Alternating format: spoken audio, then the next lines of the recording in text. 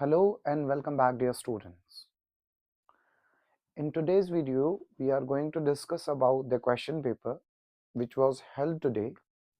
जैसा कि आपको पता है कि हमारे यहाँ पे फोर्टनाइटली टेस्ट होते हैं जो NPT टेस्ट होते हैं, दैट इज नीट और जेई पैटर्न टेस्ट। जो आज का जो वीडियो है, जो आज हमारा फिजिक्स का पेपर हुआ था, स्टार्टिंग के क्वेश्चंस जो 15 to 20 फिजिक्स के थे उनको डिस्कस करेंगे इस शॉर्ट वीडियो में। Now let's move ahead to the very first question that we have. The question is saying we have three ants, 1, 2 and 3. They are pulling a grain, right?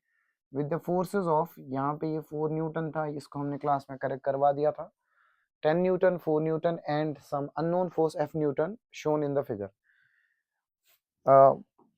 Find the force F so that कि ये किस में रहे, equilibrium में. This was the important point which I think few students missed, कि equilibrium में रहने के लिए F को कितना होना पड़ेगा.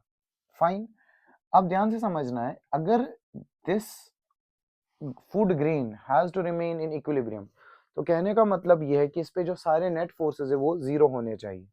यहां से इस पे लग रहा है एक force that is at an angle 37 degree, ये है हमारा 10 न्यूटन, और यहाँ की तरफ इस पे लग रहा है 4 न्यूटन, और हमसे क्या पूछा गया है कि ये वाला फोर्स कितना होना चाहिए so that this grain will remain in equilibrium.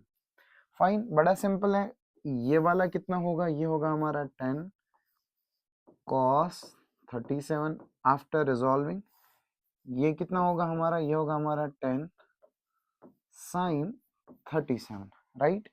अगर हम इसको सॉल्व करें तो that comes up to be 10 multiplied by 4 divided by 5, right. So इधर की तरफ लग रहा है हमारा 8 आई कैप, तो ये हमारा आ जाएगा 10 multiplied by 3 divided by 5, right. So that comes up to be 6 J cap. अब क्वाइट ऑब्वियसली इस पे जो नेट फोर्स अभी लग रहा है दैट इज 8 आई कैप, ऊपर की तरफ कितना लग रहा है दैट इज 6 जे कैप, और इधर की तरफ कितना लग रहा है दैट इज 4 आई कैप, या 4 माइनस आई बोल दीजिए. अब नेट किधर कितना लग रहा है इस पे दैट इज 4 आई कैप और ये 6 J cap. Now this is the net force. अब ये कह रहा है कि ये जो हमारा अननोन फोर्स है, right, which is at some angle, ये कितना होना चाहिए in order to be the net force to be zero. देखिए बड़ा सिंपल है, अगर ये फोर्स जो हमारा यहाँ पे है, if that is equal in magnitude and opposite in direction of this force, like वो कितना है 4 i cap, और वो कितना है minus 6 J cap, sorry minus 4 है माइनस 6 जे कैप, तभी तो उनका रिजल्टेंट यहाँ से निकलेगा जो यहाँ पे बना है. तो जो F होना चाहिए that should B minus 4 I cap plus 6 j cap as per the options. So minus 4i plus 6 j cap, I think this is the first option over here. ये अगर लगाए तो net force will be zero and the body will be or this food grain will be in equilibrium. Now moving to the next question. The next question is saying a bird moves with a velocity 20 meter per second in the direction making an angle 60 degree. ये भी यहाँ पे 60 degree है with a vertical plane upward.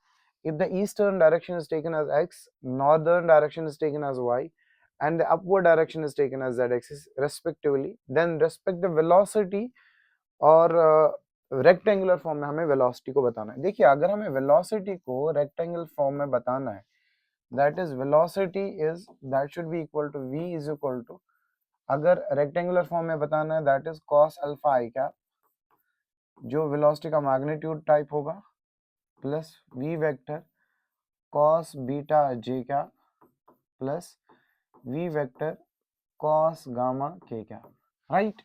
अच्छा, अब इसमें जो alpha दिया है, अल्फा हम जानते हैं it is the angle with the resultant velocity makes with the X axis that is 60 degree, और हमारे पास z एक्सिस वाला एंगल दिया है that's a vertical plane, right, क्योंकि हमसे यहाँ पे पूछा गया है z एक्सिस अगर वो अपवर्ड है तो वो कितना हमारे पास, वो हमारे पास गामा कितना गिवन है दैट इज 60 डिग्री. फाइन, तो हम ये आइडेंटिटी जानते हैं cos square alpha direction cosines वाली formula cos square beta plus cos square gamma equals to 1.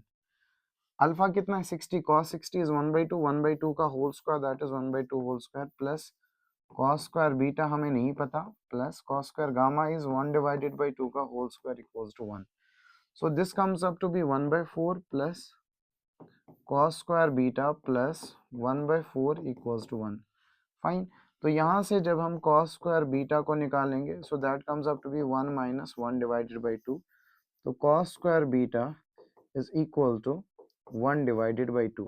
तो यहाँ पे cos बीटा कितना आ जाएगा दैट इज रूट ऑफ 1/2 वो आ जाएगा 1/√2. फाइन. अब मेरे पास cos बीटा भी है cos अल्फा भी है cos गामा भी है. तो मैं वेलोसिटी को जब वेक्टर फॉर्म में रिप्रेजेंट करूंगा so velocity comes up to be velocity vector जो भी होगा हमारा that is 20 fine into cos alpha. cos alpha is 1/2 that is 20 multiplied by cos alpha plus i cap साथ साथ है cos beta j cap plus cos gamma k cap. Right. So that comes up to be 20 bracket cos alpha कितना है 60. Right. 6 cos 60 कितना आ जाएगा वो आ जाएगा 1/2 आई कैप प्लस बीटा कितना आ रहा है हमारा बीटा हमने अभी निकाला है cos बीटा दैट इज 1/√2. ये कितना आ रहा है ये 1/2 k कैप. राइट. 20 को अंदर मल्टीप्लाई कीजिए that comes up to be 10 i cap plus जब रैशनलाइज करेंगे तो ये आ जाएगा 10√2 plus 10 k cap. Right. So this is the velocity in the vector format and I think the most appropriate answer जो यहाँ पे वो question number option number 4. Now we have this question. The question is actually the classroom question. ये है हमारे पास vector a है cos omega t I cap plus sin omega t j cap. b भी दिया है. They are the functions of time और the value of t at which they are orthogonal. हमसे t की वैल्यू पूछी गई है जिस पे वो ऑर्थोगोनल है. तो ऑर्थोगोनल वेक्टर्स का हमें पता है a डॉट b कितना आ जाता है दैट इज 0. अगर इनको डॉट प्रोडक्ट करें a की वैल्यू के बदले क्या लिखेंगे हम cos omega t I cap plus sin omega t j cap.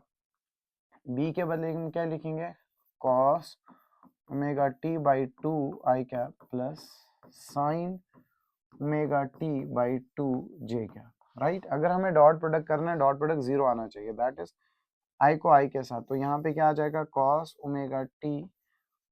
Omega t divided by 2 i dot i 1 होता है plus sin omega t divided by 2 j dot j 1 है. इन दोनों का डॉट प्रोडक्ट कितना आ जाएगा 0. So now you will see this is actually an identity cos a cos b plus sin a sin b and this is equal to cos a minus b that is omega t minus omega t divided by 2 equals to 0. Because ये कौन सी identity बन रही है हमारी ये identity बन रही है हमारी cos a minus b. Right. So अगर मैं यहाँ पे देखूं इन टर्म्स ऑफ पाई मुझे आंसर्स दिख रहे हैं that is omega t minus omega t divided by 2 is equal to इसको मैं लिख सकता हूँ cos पाई बाई 2. cos से cos cancel 2 omega t minus omega t cross multiply करने के बाद that is omega t divided by 2 is equal to pi divided by 2 and t comes up to be pi divided by omega. So this is actually the answer. T is equal to pi divided by omega. Now we have one more question और ये question हमारा dot product के application के basis पे ये हमारे पास दो vectors हैं इनके बीच में हमें उनका एंगल निकालना है. तो हम जानते हैं a dot b is equal to magnitude of a magnitude of b cos of theta. तो अगर मैं यहाँ से cos थीटा निकालूं तो cos theta comes up to be a dot b divided by magnitude of a magnitude of b because this is the one of the application of dot product जो हमने class में detail में discuss किया हुआ है जब भी हमें वेक्टर्स के बीच में एंगल निकालना हो. राइट. वेक्टर्स के बीच में वेक्टर्स के मैग्नीट्यूड्स के नहीं वेक्टर्स के बीच में. राइट. तो ये यहाँ पे अगर हम a डॉट b करते हैं ठीक है a डॉट b में हम जानते हैं i को i के साथ डॉट करना है 2 को 4 के साथ 2 4 जा 8 i डॉट i 1 प्लस 3 को 3 के साथ 3 3 जा 9 प्लस 4 को 2 के साथ that is 8. Now if you will write magnitude of a कितना आ जाएगा 2 square plus 3 square plus 4 square multiply करेंगे मैग्नीट्यूड ऑफ बी वो कितना आ जाएगा, root of 4 square plus 3 square plus 2 square. अगर हम ध्यान से देखें इस क्वेश्चन को, 8 plus 8 is 16, 16 plus 9 is that is 25, right? That comes up to be 9 plus 4 plus 16, that comes up to be root 29. This is root 29. Root 29 multiplied by root 29 is 29. 25 divided by 29, right? So that comes up to be cos theta is equal to 25 divided by 29, and theta comes up to be cos inverse of 25 divided by 29. So we have to check, is there any option? Yes, so this is its option. Now moving to the next question, this is also the one of the application of dot product. Dot product में ये कह रहा है कि if the vector 2i cap plus 3j cap plus 8k cap is perpendicular, तो हमारे पास दूसरा vector है, किस वैल्यू अल्फा के किस वैल्यू पे ये दोनों परपेंडिकुलर आएंगे।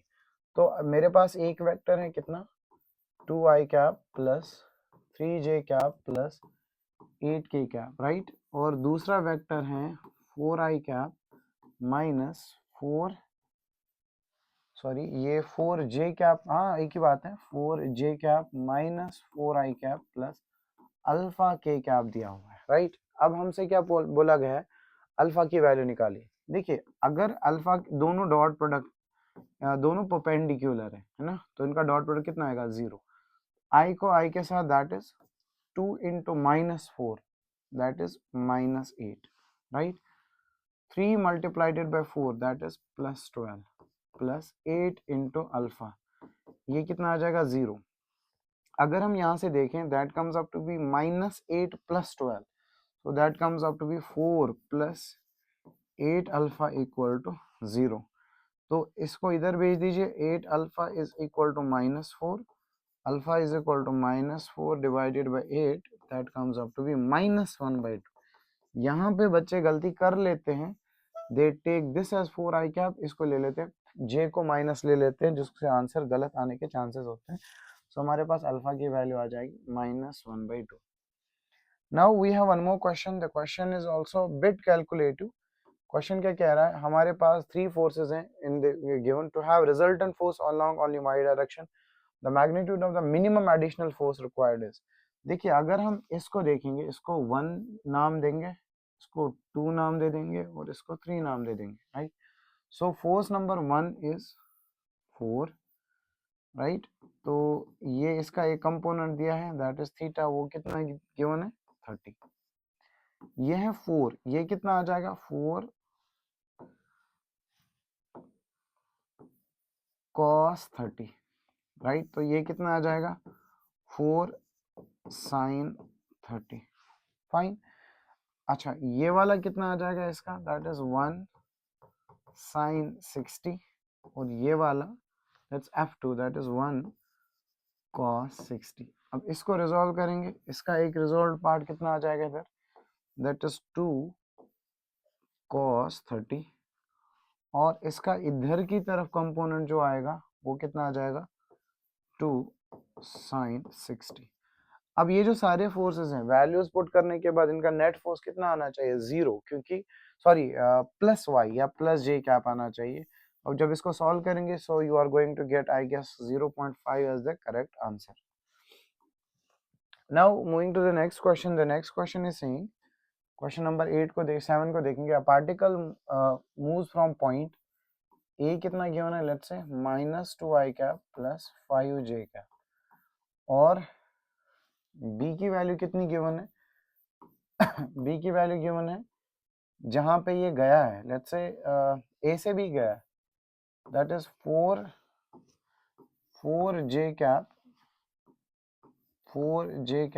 Plus 3k cap, right. ऐसे क्वेश्चंस में मैंने क्लास में बोला है, जब भी ऐसे क्वेश्चन आ जाए बच्चे कंफ्यूज हो, यहाँ से खुद से 0k कैप लगा दो और यहाँ से खुद से 0i कैप लगा दो, क्योंकि मिसिंग है एक, और फोर्स कितना गिवन है, that is 4i cap plus 3j cap, right.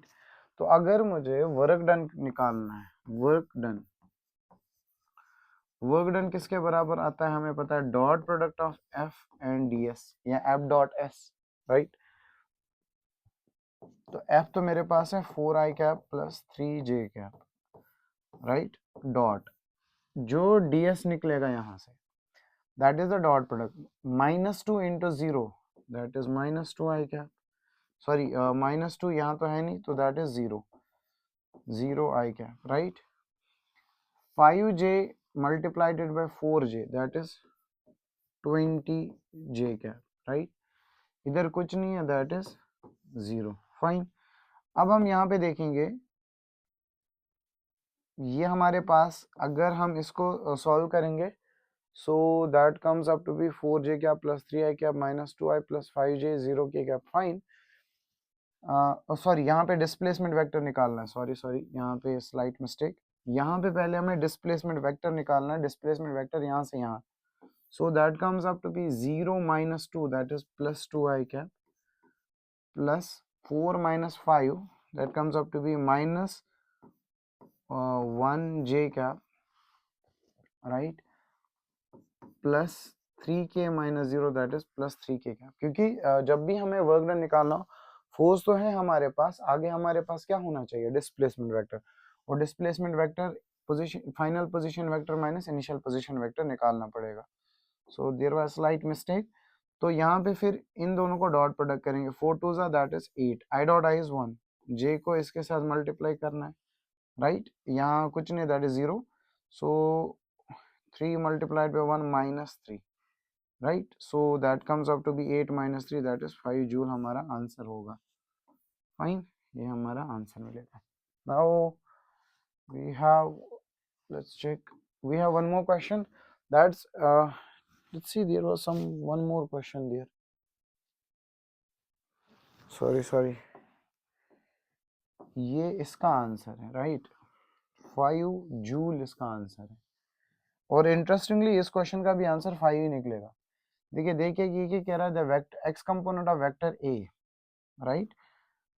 Question number 8 का ये वाला सोल्यूशन है, चलो यहाँ पे लिख देते हैं क्वेश्चन नंबर 8 का सोल्यूशन। क्वेश्चन नंबर 8 का क्या कह रहा है, द कंपोनेंट ऑफ वेक्टर ए, ये वेक्टर ए है जिसका मैग्नीट्यूड 10 है और जो कितना एंगल बना रहा है एक्स एक्सिस के साथ 60 degree, right, with the positive x axis is, अगर ये 10 तो ये कितना होगा 10 cos 60, तो वो कितना आएगा 10 into cos 60 is 1/2 that comes up to be 5, fine. तो ये भी हमारा 5 मीटर ही आएगा। चलिए moving to the next question, the next question is, ये कह रहा है कि अगर मेरे पास वेक्टर है ax कितना है 6, ay कितना है 8, दीज आर द कंपोनेंट्स। अब वेक्टर का वेक्टर कितना होगा, let that vector be a, तो मैं वेक्टोरिकली मैं कंपोनेंट्स को ऐड करूंगा, that is 6 square plus 8 square plus 0, so this comes up to be Pythagorean triplet, the vector comes up to be 10 and 10 is the correct answer। अच्छा उसके बाद ये कह रहा है question number 10, if a dot b is 0, तो वो कब पॉसिबल होता है, जब वेक्टर्स क्या हो perpendicular, the dot product of two vectors is actually scalar quantity, कि तभी तो इसको स्केलर प्रोडक्ट भी बोलते हैं, that is scalar, fine. Then we have one more question, if magnitude of a is 3, magnitude of b is 4, then the angle between them is 0, तो a dot b जो होता है वो होता है magnitude of a magnitude of b 3 multiplied by 4 multiplied by cos 0 is 1, so that comes up to be 12, है ना, 12 इसका करेक्ट आंसर होगा। नाउ उसके बाद ये कह रहा है the y component of 20 Newton, question number 13,